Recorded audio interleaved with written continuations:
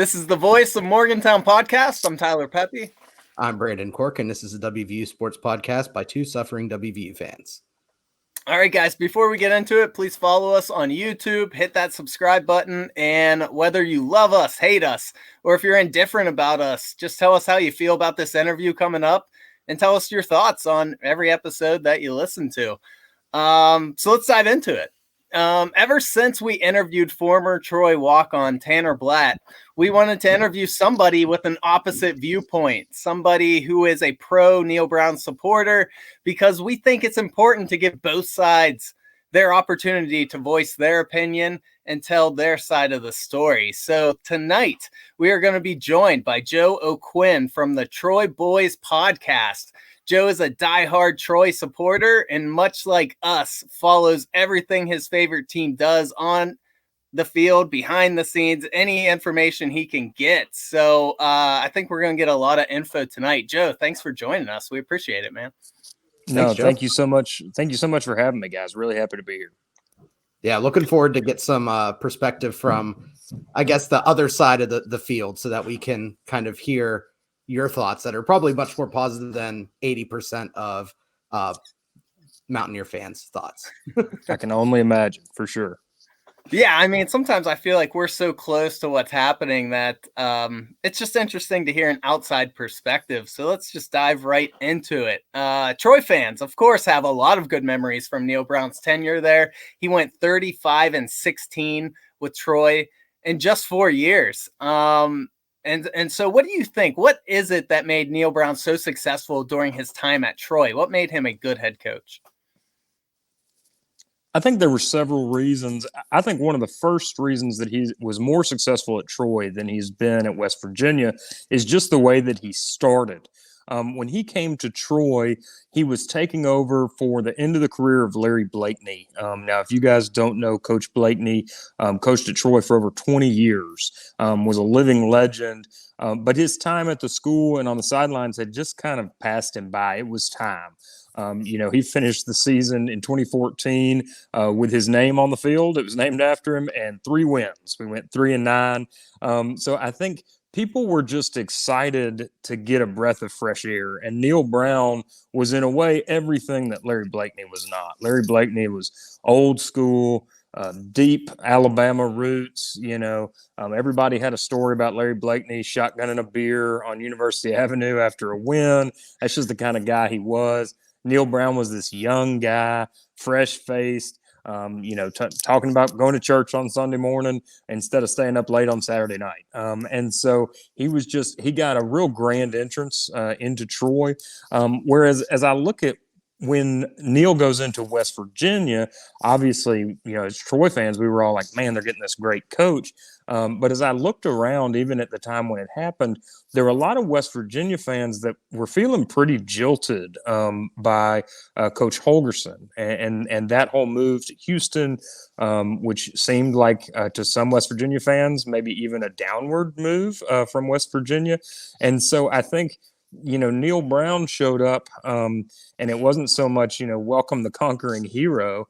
It was like, oh my gosh, we lost our coach to Houston and now we're hiring this coach from a Sun Belt school. And it seemed like West Virginia fans, some took that as kind of a couple of affronts, that were kind of indignities they were being forced with. Does that sound accurate from where y'all were when that happened his first year? I think in some aspects, there's definitely a portion of the West Virginia fan base who really despised Holgorsen just because he didn't embrace the state kind of like past coaches have. And he was very, famous for his Red Bull and his drinking and kind of everything else. And I think that rubbed some people the wrong way because they wanted kind of a good old boy who just kind of, spoke the language, embraced the state, loved the university in a way that Rich Rod and Don and Bill Stewart had before. Plus also, I think the way that Holgorsen came in rubbed a lot of people the wrong way because people loved Bill Stewart. I was not a Bill Stewart fan, but people loved Bill Stewart because he was exactly what I just mentioned about him being a good old boy who loved the university, lived and breathed gold and blue. But for me personally, Dana leaving was kind of, it felt like his time had come. And whenever Neal came in, I was actually kind of happy with the hire because, like you said, he seemed like a breath of fresh air, someone who had a different perspective. But it definitely, Tyler, you can maybe speak to this a little bit, but it seemed like the fan base was a little bit divided just because there were still some people who loved Dana and because he did some good things here. Yeah, I mean, there was definitely a portion who thought that it wasn't a great hire. And of course, you'll get all kinds of people on social media claiming that now, which I don't know if that's true or not. But I feel like most people were okay with the hire. He was a hot name. I mean, a lot of people forget that. 4 years ago, he was an up-and-coming coach. And, people did want to hire Neal Brown. Now, the biggest thing was like Luke Fickell and people like that were also available who WVU didn't get. And so maybe that's why some of the fan base was a little sour on the hire, just because they thought there was maybe a bigger name out there that we didn't pull in. And that might be where some of the negativity was coming from, even, initially 4 years ago. For sure. And one interesting thing, I don't know if West Virginia fans have talked about this, but Neal's first season at West Virginia and his first season at Troy were very, very similar. But if you look at some of the blowback that he got from West Virginia that you could see online, at least, there was some blowback. There was none at Troy. People were just so excited to see the culture start to change, discipline returning to the team. We didn't have to watch 178 bubble screens every single game. So, he went 4-8 at Troy. That's not acceptable for most Troy fans. But people didn't care because the intangible things they were seeing, they were happy to wait. West Virginia, he goes 5-7, very similar. But it didn't seem like he got the same kind of break that he got from Troy fans. That could be because that section of the fan base that did like Coach Holgorsen now had evidence to bring to the court of social media and say, see, I told you this was a terrible hire. He only won 5 games, which I think that Dana's last year, maybe he went maybe 8-4, if that strikes me right. 8-5, I think. So, and yeah, maybe I think lost the Camping World Bowl, another bowl lost to Antiquity. But I think that really what we get down to is, why did Neal Brown have success at Troy? Why do I believe he's struggling at West Virginia? I think a lot of it is time. He had time at Troy. Neal Brown will tell you. I haven't listened to his press conference when he was hired at West Virginia. I was pretty upset with him when he left Troy. So I was not really listening to a lot of his stuff. But he'll talk about his culture first program. That's what he wants to do, and it takes time to build that culture. Even talking about he likes to rely on high school kids instead of JUCO guys, and I'm sure he feels that way about the transfer portal. He wants to build his own men, and that's why I think y'all got a lot of clamoring in certain Troy circles when the interview with Tanner Blatt came out. And I'm not here to besmirch the young man. God bless him and thank him for his service. I thought there were parts of his interview that they were his perceptions, but his perceptions were not accurate. As being around that program as much as I was, this whole Neal Brown is the silver-tongued devil and everybody in the field house is just being mean to these poor walk-ons. That ain't it, Chief. That's just not how Troy is. It is a meritocracy. It certainly was under Neal. I'm sure that's how he's running things at West Virginia. Again, I would encourage anybody that listened to that interview to go read a Montgomery Advertiser article about when he came back for the Akron game on September 24th, 2019. And you'll see a lot of what he said to y'all. Not quite what he was telling the media back then about why he had left the team. And just the last note that I have to make, or I'll never get to be back on our fan board again, is anybody that is like my size, 5'10" and 190 pounds, that tells you they were running circles around, end quote, 6'1", 235-pound Jordan Chunn, Troy's career rushing touchdown record, and an All-American. All right, whatever you want, buddy. That just ain't happening. I once saw Jordan Chunn eat an entire refrigerator for breakfast. Okay, so like you weren't running circles around that guy unless he let you.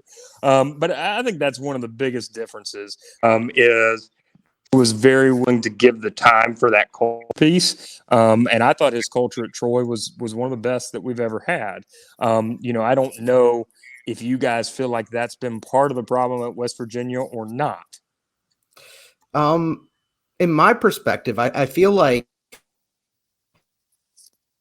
the people who are at the school speak highly of West Virginia. The people who are sticking around. The problem is that the culture isn't necessarily sticking with everyone who's there.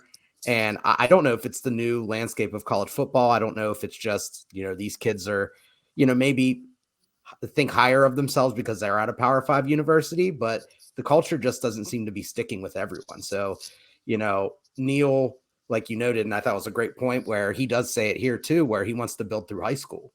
And unfortunately, we don't have guys who are sticking around long enough to, show what they can do. So, I would like to get your opinion on that too, is, the players who did stick around at Troy did you see good development under those players over the course of 3 or 4 years, the guys that he handpicked and brought on?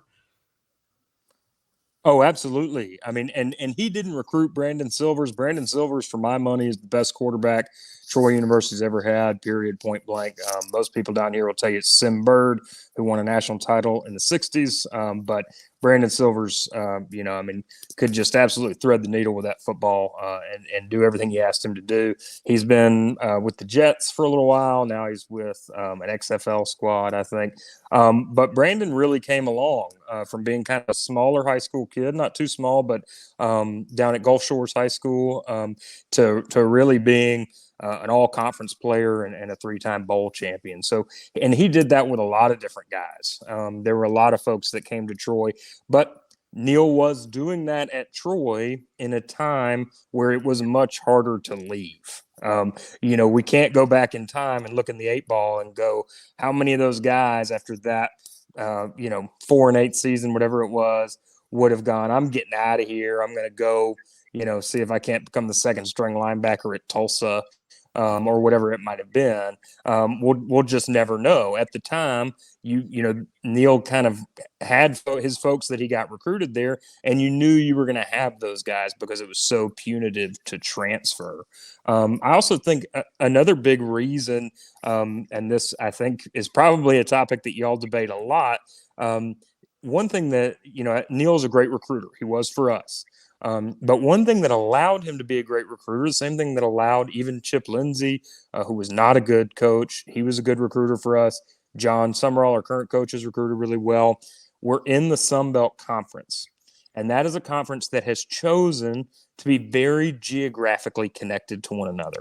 So all the schools you're competing against in recruiting and everything else, these are all kids that live in this same region. So it makes recruiting much more compact.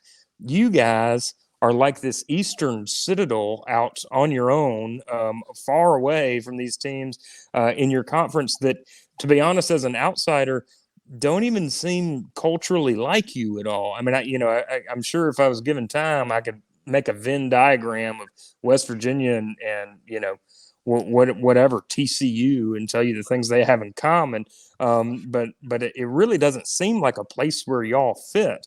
And I think that's something that probably makes his job, and anybody who's coaching at West Virginia makes that job harder. Is that conference something that comes up a lot as fans debate the state of the program?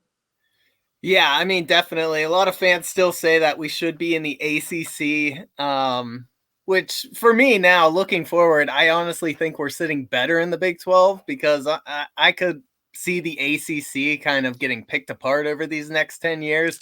But it has definitely hurt us in the past 10 years. I think it's getting better with teams like Cincinnati and stuff like that coming. It'll be a little closer. Like you talked about, maybe we could recruit people and sell them that, hey, you're from the state of Ohio and you're going to play Cincy once a year or stuff like that. But that's definitely a part of it. And I think that's why Holgerson had success, because he was able to go to those JUCO schools and really have an eye for talent. I mean, you look at guys like David Sills and Skylar Howard, and they had, Kevin White, who had so much success, and he took them from these little colleges that most people overlook these guys, and that's how he got them to Morgantown. Whereas you kind of alluded to it earlier, Neal really wants these 4-year guys, which, yeah, you do need to get those as well, but he's really whiffed in the transfer portal and bringing in guys from other schools lately. And maybe that's something he can get better at. I mean, every coach is trying to get used to that, especially the ones who were so used to bringing in high school guys and keeping them for 4 years. So hopefully it's something he can get better at if he's here much longer. But I definitely think that is a big reason why we've been struggling lately. Yeah, and for full transparency, that's probably my biggest gripe with Neal since he's been here, is that, it just doesn't seem like, we're getting that player development. And some of that is, kind of comparing it to Holgerson, where we were seeing guys that even if we weren't winning, we were putting guys pro. And, so we saw guys go from either these JUCO kids or lower ranked kids who he just somehow, some way had a great eye for talent, even though he didn't want to put the effort in. He could find these athletes, develop them, and then put them in the league. So at least if, we're not competing for the conference, we actually get a chance to see some guys play on Sunday. Under Neal, and that, part of this, like we just talked about, is about the transfer portal. We haven't seen players go pro at the same level that we were used to under Holgerson, which is a little frustrating. Sure. Yeah. And that wasn't something that would have been a big expectation for him at Troy. Obviously, we've had some guys. I took a lot of classes with DeMarcus Ware, and Osio Manura was on campus when I was there. So we've had some success, but that's not something that a Troy. Yeah. Oh yeah. Yeah. And then I joked about the refrigerator. DeMarcus Ware, to get into one of my criminal justice classes, had to turn to the side and walk through the door. I mean, he was a large man, one of the nicest guys I ever met. But when I would watch him on Saturdays, see him hit somebody, I would think, I don't know how that guy is like still living. I mean, just such a gigantic human being. But that is not something Troy fans like when our guys go to the league. That's a great thing. But that's not something anybody's going into the coach's office on Monday morning complaining about. And I think it's just because it's such a college-only culture down here. People don't care really about pro sports, and you wouldn't either if you had to root for the Falcons, So that's just the way it is. Two things I wanted to make sure I brought up that I think are bigger challenges that Neal is now facing that maybe he didn't even realize that he was going into. One is when he was at Troy, there was no competition in the athletic department. The head football coach is the most important person on the campus, period, in athletics. He's now at a place where, they want the football team to be good, but there's a guy making noise in the basketball court as well. And Troy's had some good basketball teams in the past, particularly our women's basketball team has won some conference titles, and people love that. But it will never mean as much as football. It is a football town. And so when you're the coach, you're really able to come in and kind of reign over this little fiefdom without even proving that you're any good yet, that you just get that. I'm sure that can happen in West Virginia, but you've got to prove why you deserve that over a basketball team that is also really, really good and nationally relevant. And the last point is money. And I know some people listening to this are going to go just scrambling to Google to tell y'all how much more y'all spend on athletics than Troy, and it's a whole bunch. But what I'll tell you is that I went to a very affluent high school. I was not affluent. My dad taught there, so I got to go there for free. And one thing I learned from my friends that had a whole bunch of money is you can live paycheck to paycheck on a pretty big paycheck. And it doesn't matter. You still have a good amount of money, but you're spending it every 2 weeks. And I looked at these numbers and I found them fascinating.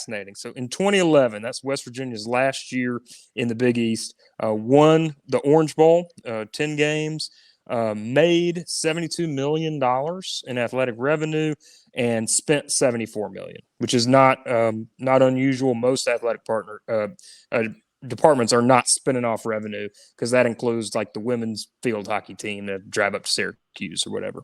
Last year, and this is all adjusted for today's money, West Virginia made $72 million in athletic revenue. So the same as 2021 now.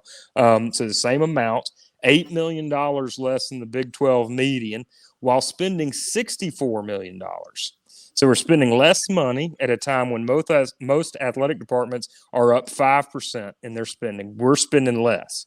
And so my note is, one thing, maybe Neal's not the guy. I like him. I think he's a great coach. I think he could be a great coach at West Virginia.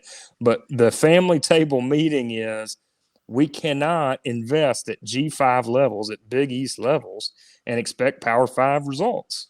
And I would say the same thing to Troy. If Troy was not doing well in the Sun Belt and we looked and we were spending less money than everybody else or half the conference, we'd have to decide if we're going to really do this, we've got to put the resources behind it. And so those are just some things I looked at. Again, I'm happy to defend Neal Brown. Any questions that y'all have?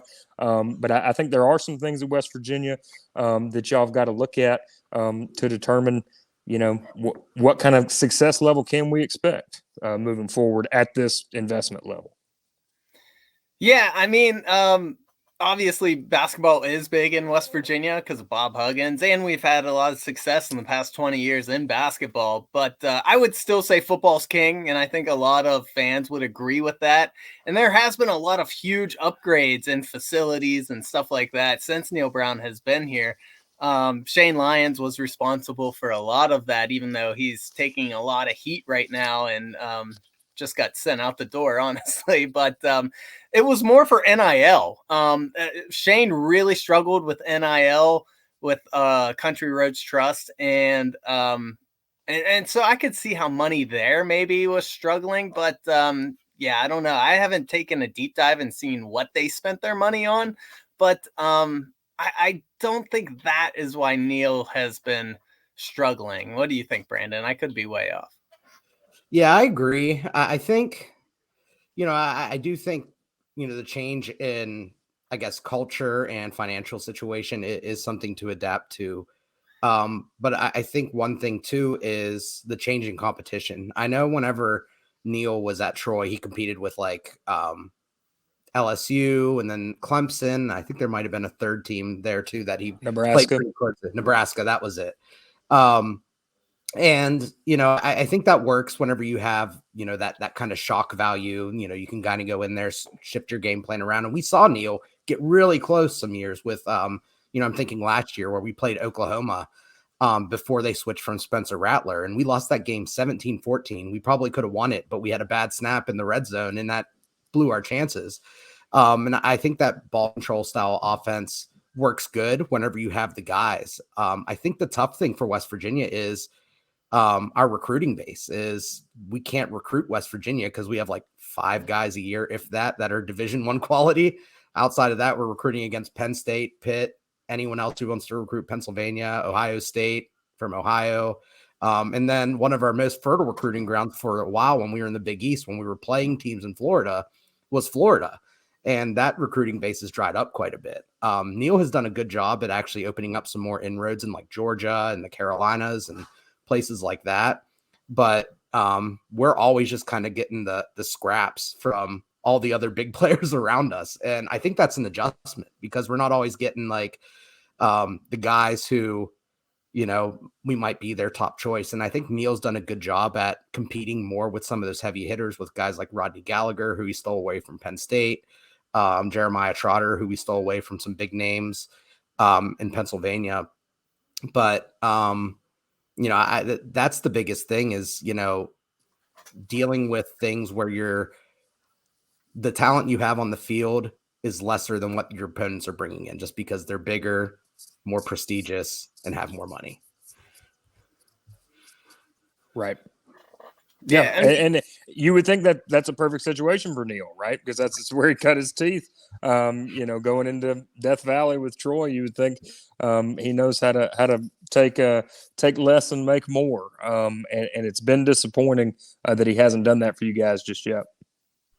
Yeah, and I think Brandon makes a good point. Like that style can work if you bring in the right talent, but I feel like a place like West Virginia would be better off to have more of a gimmicky like style of offense because Neal is very much just line it up, run the ball, throw it a lot, but nothing like super fancy. It's not like real spread like Mike Leach, like throw it around the field. He's very conservative. Even, I mean, fans complained so much this past year because we brought in Graham Harrell and we thought that would really hurry up the offense and be exciting. And they did put up some big points in some games, but they rarely hurried up. They would let the play clock run all the way down. It was very much a ball control style offense. And I would argue that, stuff like that just doesn't work when you're West Virginia playing in the Big 12 against, like Brandon said, these schools who have like 4 or 5-star guys. I feel like he would be better off if he found a way to like make it an offense that you don't see every Saturday. I feel like his is very vanilla and it's hurt him a lot because he's had good defenses here. What's really held him back is his offense, which Neal Brown definitely has a big thumbprint on. I think it also hurts too whenever, you can't like I said, the being with the shock value where you're able to kind of go in there and surprise someone who's not familiar with playing you every year. But whenever you're doing the same thing every year with different guys, teams with the better talent and, pretty good coaches, most of them are able to adapt and, kind of take advantage of that more conservative style that Neal brings. And there are times where he'll put in wrinkles and it's fantastic. Me and Tyler talk about all the time where, there'll be stretches where it's just like we're scratching our head and trying to kind of wondering what Neal does. And then a week later will be something completely new and will look like a completely different football team. And we'll be like, well, that's the guy who we thought we hired. And then kind of back to the norm. So that's just kind of our perspective on what we've been seeing. Does any of that strike you as familiar territory with Neal during his time at Troy? Certainly when I started having some kind of flashbacks, particularly when you started talking about, now this happened at Troy more towards the end of his tenure when he did have all the best athletes on the field. I mean, he very quickly took Troy from this school that was really struggling to all of a sudden by his last year, we were the best school in that conference. And then there wasn't the games we lost, we should not have lost. I'm thinking of a Liberty game. We went up to Lynchburg and played Liberty, and Neal and his staff very clearly played not to lose that ball game. I was in Lynchburg, and it was very disappointing to see. There were times, had they served alcohol in that stadium, which of course they do not, I would likely have been calling for Neal to get it together a little bit more loudly. But he, there were times where we started these kind of like you were talking about, running the clock all the way down and seeing if we couldn't play keep away. And that was really frustrating, especially with the guys that we had by that point. We had athletes that for our level, you should be able to go out and really put your foot down on somebody's neck when you're that much more athletic than they are. I don't know how much it matters. I know this is something that was talked about a lot at Troy. He did a very good job academically at Troy. He had a great APR with us. And a lot of our players succeeded in the classroom and ended up getting degrees. Unfortunately, as much as I think that's important, I'm from Alabama, so I know enough to know it really isn't that important to most fans. Also, with this day and age, I think guys are going to graduate from the last school that they're at using their eligibility. I don't know that there used to be this sense of pride not that long ago before all this that you wanted a guy to come and get an education at your school. Now, so often, even if a guy plays with you 3 seasons, he might end up graduating from some other college. So I don't know how important that is. I know that just looking through your fan base on social media and on different websites, it's a very passionate fan base. It's very proud. of the state that it represents. But I just think that's one of those things kind of lost to time. And even we're struggling with that at Troy. We just lost a guy who was a great receiver for us that's going to Oregon. It's weird to me to think that one day he's going to have a diploma on his wall that says Oregon and not Troy on it. But that's just one of those things we have to get used to. And I think if someone, brought all this podcast down into a 1-minute Cliff Notes, I think that would be it. I've almost convinced myself during this conversation, all these things that Neal Brown is really good at and did really well at Troy, are those things just things of the past? And is Neal Brown sitting at his dare to be great moment where he figures out how to be a coach in this environment? Or does he not have that ability? Because they are two very, very different styles of how you lead a program. And I think what he wanted, what he did at Troy, I'm sure what he wanted to do at West Virginia, is just very, very hard. And most coaches just aren't doing it anymore. It reminds me of that joke from basketball where they say everyone knows Shaq made all of his money in college. And that's kind of the environment we're in now. Yeah. Man, that is a deep cut. That is a deep cut. I think you made a lot of good points. He is kind of like stuck in a time that, doesn't really exist anymore. You're right. I mean, guys they don't care if they get a 4-year degree at one school. They're, really following the money for the most part. If you have a lot of talent, that's the most important thing to them.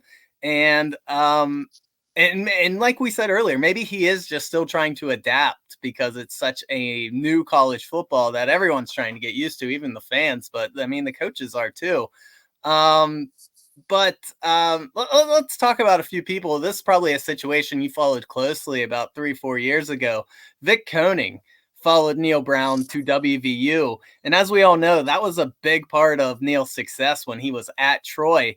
But unfortunately, he had to resign to a scandal after just 1 year of being here. So who knows what the defense might be now 4 years later with Vic being there for all 4 years. But how much of an impact do you think a veteran coach like Vic having to leave, do you think that really hampered his success here? Because Coach Lindsley did go on to have 2 successful years after that. But man, this past year, WVU's defense was god awful. If they would have just been average, WVU would have easily went to a bowl game. Yeah, go look at Louisiana Monroe, which is historically one of the worst programs in college football. Actually spends the least on college football of any Division I program. Vic is there now, and their defense is much improved, kind of day and night. Now, they're not going to beat the Kansas City Chiefs or anything, but they are very, very good, and they've historically not been, and there's not a lot of talent there. I think he absolutely would have made a difference. You saw a lot of chatter again when that happened at West Virginia. You saw a lot of Troy fans that were pretty upset because Vic was very popular at Troy. It felt like he had been taken away. And then, whatever your view is on that scandal, I don't know how much y'all want to talk about that. That's just Troy's such a small program. That's not the kind of thing that usually gets brought out into the light of day. And so if that kind of stuff happens, it's just kind of, sometimes guys just leave, assistants leave, and you never know why, because it's a small enough program that still happens. But there was a lot of conversation about that because Vic was so well loved in the Troy community and what he was accused of. There were a lot of Troy fans didn't feel like that really matched up to the man that they knew when he was there. And so absolutely, I think that made a difference not to have Vic, a guy that understood him, and a guy that certainly throughout his career and continues to this day, takes guys that are, 2 and 3 stars and makes them play like, 4 and 4.5 stars. And so that's a valuable resource for anybody. Yeah, I like Coach Koenning, and, I definitely think the situation was a little overblown. I can understand why, the player in question felt uncomfortable. I think he was Muslim or something along those lines, and Vic was really trying to push some of the Christianity stuff on him, which, I understand the football field probably isn't the place for that. And that could make someone feel uncomfortable. But I feel like it's something that could have been talked out. Unfortunately, they went to social instead of addressing it through the proper channels, which he claims he did. It's hard to say because it's all hearsay. But, I do think that Vic Koenning, I mean, you look at his entire resume, he knows how to coach defenses. And right now, I mean, it's hard to say, was the 2 good years we got from Jordan Leslie, was that him just being a great defensive coordinator? His first year as defensive coordinator, he actually had a co-defensive coordinator in Jamil Adai, who left, went to Georgia. And then last year, he did, or not last year, but the season before this past one, he had a pretty solid defense. It definitely took a little bit of a step back from that team 2 years ago. And then this past year, the wheels just fell off. So it's hard to say how much he was riding just the fumes off of Coach Koenning. That's kind of my view on it. Sure. Yeah. So, I mean, we touched on this a little bit, but we just wanted to ask you, and it seemed like a lot of players at Troy loved Neal Brown. Of course, we talked to Tanner, and I'm sure there might have been a couple others who felt that way. Every head coach is going to have players who have strong feelings either way. Some are going to love them, some are going to have negative things to say. But at the Voice of Morgantown, we have had several former players reach out to us, and they don't want us to use their names for obvious reasons, so we'll respect their wishes. But some have really supported Neal Brown. Some haven't. Some have said some horrible things, and I don't know if that's because they're transferring and they just have bitter feelings or if it's legit. But we've even had one person who is highly respectable, said he really likes Neal Brown. He's a nice guy, but he's just in over his head coaching. Why do you think he's so polarized here? Why do players have such strong feelings no matter what? Because rarely will you talk to a former Neal Brown player who just has, real dull things to say. They're always very passionate one way or the other. Well, yeah, I could give you the get off my lawn answer, right? And say, well, Neal's holding them accountable, and kids these days and their TikTok, they don't like to be held accountable. I think it's probably a lot deeper than that. I do know that he ran at Troy. He ran something called the Octagon. That was very old school in terms of getting guys in and out of camp, very physically demanding. And you have some players that really like that kind of gladiator stuff, but that's becoming less and less as guys start to see their health in football as a commodity. I do think you brought up a good point when you started to talk about Vic.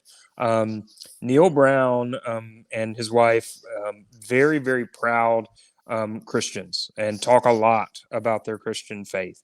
At Troy, nobody within 90 miles of Pike County is going to be upset about that. Pray before every game, chaplain in the locker room, everybody is supportive of that. He's not in Troy anymore. And I know it's not like he's in Manhattan, but Morgantown is bigger. And you've got guys who might not want that. And they came to a state institution, and they might think I shouldn't, this is not something that should come with the territory. They're right. They shouldn't be put into any type of religious education they don't want. But Neal Brown's not going to stop doing that. That's who he is. And so you could have some guys that are upset about that. And then I think anytime you're not being successful, you're going to have guys that are upset. You talked about y'all's interview with Tanner. You could go look at any team that didn't have success and go through the roster, and it probably wouldn't take you 20 minutes to get some guy that would tell you, we didn't do well, and we didn't do well because I wasn't on the field. And of course, that's how they feel. They're college football players. If they didn't feel that way, they wouldn't put up with all the mess that it takes to play football at that level.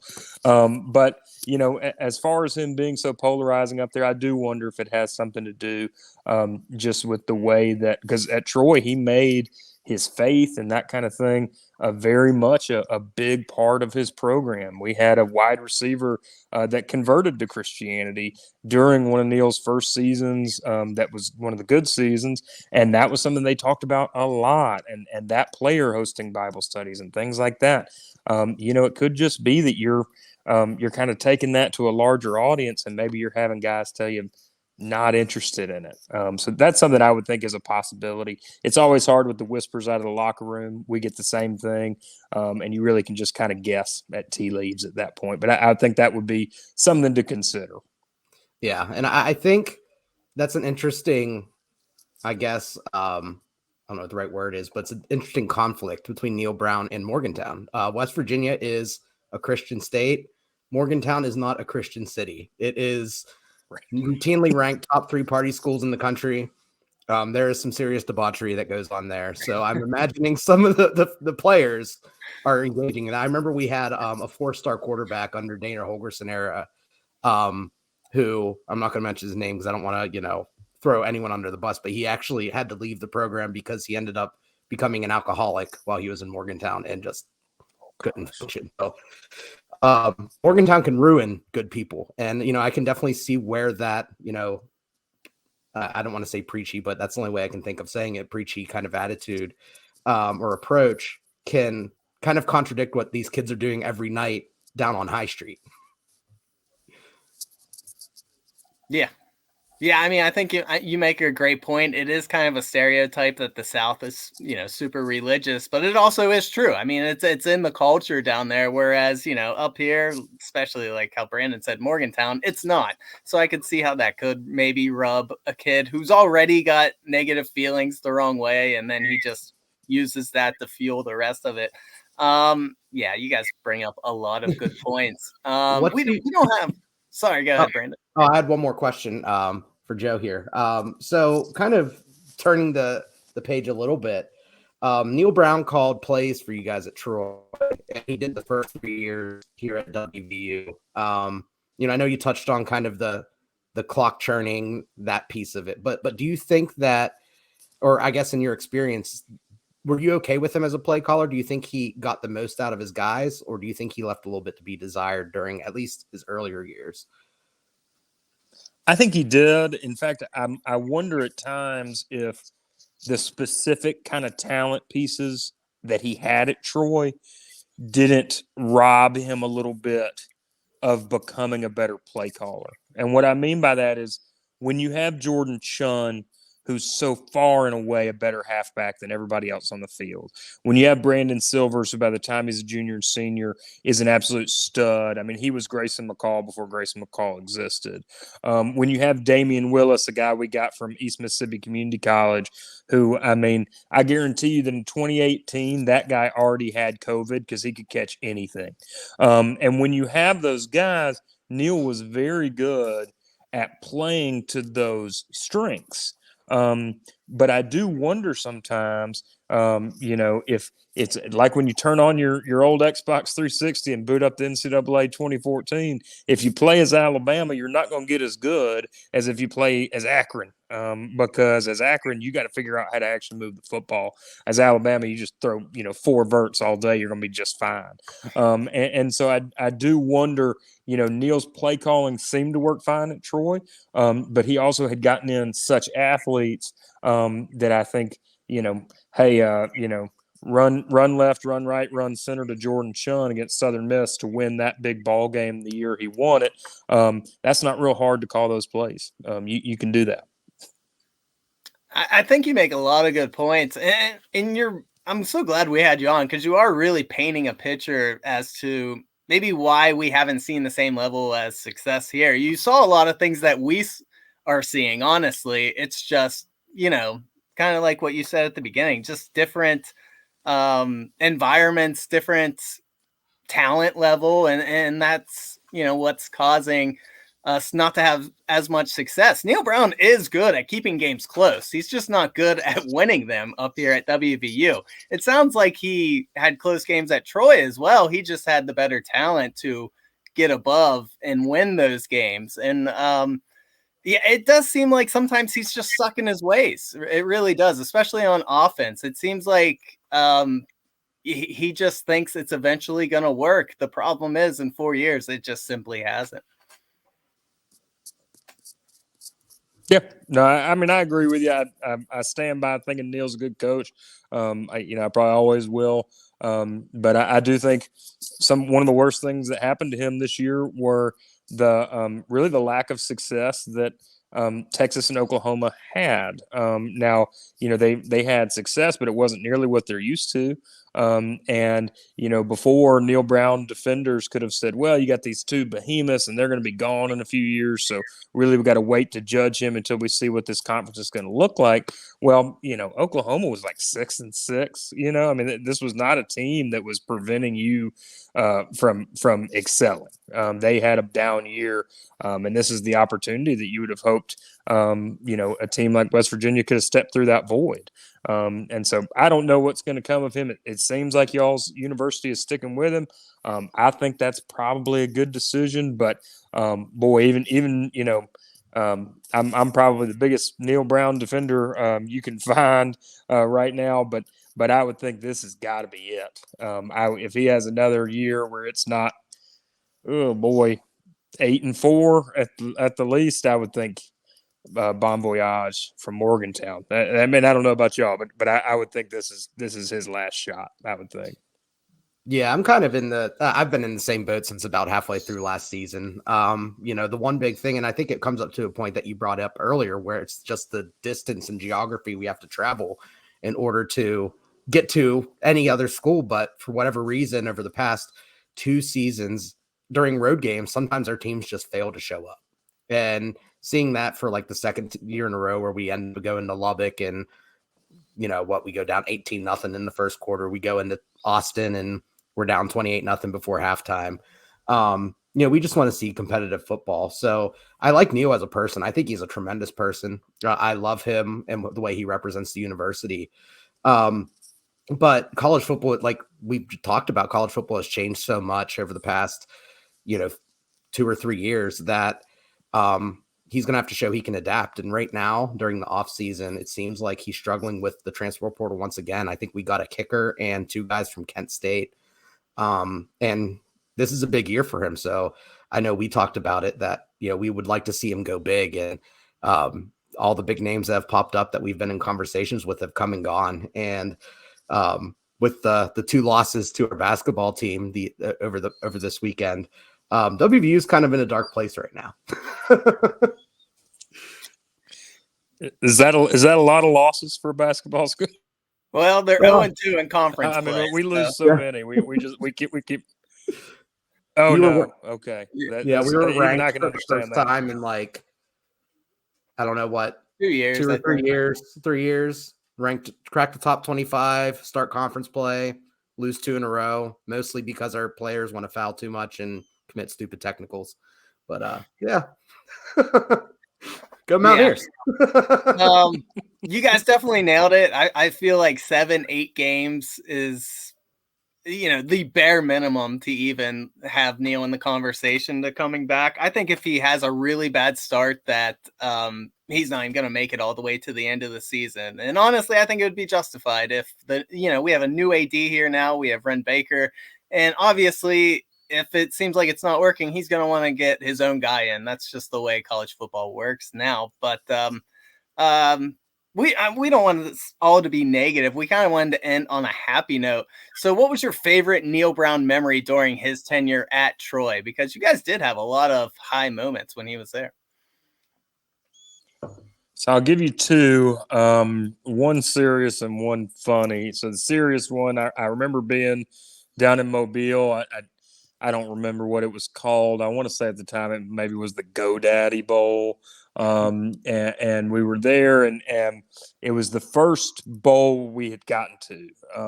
And it had just been such a long, and I'm like an every game guy. I mean, most seasons I'm at 9+ games, if not at all of them. And following those last few years, the Blakeney era was tough. I mean, I'm talking about you traveled to Jonesboro, Arkansas, not to just watch your team lose, but to watch them lose by 42 points. And that's tough. And so, we were there and we won big, beat Ohio. Neal got up on and was supposed to be kind of doing this post-game thing, and then they put the mic in his face, and all he said was, "Troy is back," and he lifted the trophy up. And I mean, I'm not too proud to admit there were some tears down my face that evening, and then went and enjoyed myself on Dolphin Street in downtown Mobile, and got on a plane at 4 a.m. to go see my in-laws out in Colorado. But that was a great moment. I would say, what I thought was kind of a funny moment. We beat LSU. And, I kind of talked about Summerall, our coach now, is a little bit more manly in a way. We win this big game, and coach has obviously planned what he's going to do. He quiets the team down, and he goes to yell, "We just beat LSU," and his voice cracks in the middle of it. You can find it on YouTube anywhere. And I always thought, this guy is like if you got Opie from the Andy Griffith Show and he became a college football coach. He's just such a good guy that even when he tries to kind of have this aggro Braveheart moment, it doesn't really go that way. So those are two great memories for me of the Neal Brown era, and let me tell you, his tenure at West Virginia has been much discussed, and a lot of people on the Troy boards, saying we'll make a spot for him as like a quarterback coach if y'all get rid of him. Just return to Cinder, send him back down this way, and we'll take care of him. I love those stories because that's something that we haven't really seen from Neal here. We haven't seen that kind of electric kind of personality from him, and I watched videos of him. Whenever he was at Troy, I know there's a video that is out there where he's dabbing in the middle of the field, just kind of as a joke. I always thought that was funny. But here he's always kind of been even keel, very kind of monotone speaking. And even at like post-game press conference, given we've lost a lot of games, it's kind of just cookie cutter. It seems like there's something, knowing that there's that side to him that feels like there's something kind of holding him back and he's not feeling comfortable enough to let that side out. And I would love to see that side. I would love to see him get more comfortable. And I'm kind of wondering what the circumstances are that are making him not be able to feel comfortable at West Virginia. I had forgotten about those press conferences, man. You gave me a real flat. I mean, Neal Brown could watch his house burn down and go to a press conference and wouldn't dare blame the fire department. You know what I mean? I mean, that guy was all, you just get tired after a while of like, well, it's all on me. It's all on me. It's like, I don't know, coach, the guy was wide open. And he dropped the ball. I don't know if that's all on you, but sure. Yeah. His audio clip from this past year was they did some things on the field that they didn't show on tape. He said that probably about a half dozen times this year. Yeah. And credit to the opponent, whoever the opponent was that week. Yeah. He was insert name. Sure. We thought we came in prepared. Yeah, I mean, there was things you heard every single week. But Brandon, what you were saying, I feel like a big reason why we haven't seen that emotion yet is because Neal doesn't really have a signature win here. The best win I can think of is his very first year when they went 5-7. He beat K-State, who was ranked, and it was a game most fans didn't really think we were going to win. It was kind of towards the end of the year, and I think that's the most signature win he's had thus far. But in the past 3 years, I can't think of one game that really, really sticks out. Obviously, the Oklahoma win this year was awesome as a WVU fan, but like you said earlier, Joe, that team went 6-6 in the regular season. So, I mean, is it really that signature? I feel like if Neal can finally start getting some success, he'll start showing that personality that'll make, hopefully, WVU fans love him just as much as you guys did. Absolutely. Yeah, I sure hope so. All right. Well, that's it for us, Joe. Thanks so much for coming on, man. I kind of hope that Troy and WVU plays sometime down the road just so we can hook up again and talk football, because you're an easy guy to talk to and you can tell that you just love Troy and you love football. So thanks for joining us, man. You really gave us a lot of info. I appreciate it. Yeah, absolutely. Well, thank you so much for having me. Yeah, and if that day ever comes, I'm coming up and we're going whatever street Brandon talked about. We're going to go there and get in a little bit of trouble, and then we'll go in the game the next day. Oh, that sounds amazing. That'd be great. And worst case scenario, if we don't make a bowl game or there's no matchup that comes up against each other anytime soon, we can always help you preview Troy's bowl game and we'll become honorary Troy fans for you. I would have. You got it. All right, Joe, take it easy. I appreciate it, man. All right, guys. Thanks, Joe. Bye. All right, guys. Hey, thanks for listening. Thanks to Joe. I hope you guys learned as much as we did. That kind of gave me a clearer picture as to maybe why Neal is struggling here. It sounds like a lot of the things that Neal did here, he also did at Troy. It's just, it worked because it was a different circumstance. But this definitely gave me a better understanding of the Neal Brown tenure. I don't know about you, Brandon. Yeah, I agree. It's interesting to kind of get another perspective from when he was really successful. And yeah, I mean, it's the same guy. He's not really doing anything different, but maybe that's why it's just not working. So, like we've said in the past, and like numerous others have said, even Tanner, when we had him on, Neal Brown's a really good person. It's just what's going to end up working for the Mountaineers. And even if it's not Neal Brown, he's still a good person, and I hope he lands on his feet somewhere should it not work out here. Yeah, and that's a good way to end it. Hey, leave a comment, guys. Let us know what you think, whether you agree with what we're saying, whether you don't. We like to debate, and please subscribe. That's it. Catch you guys next time. Thanks, everyone.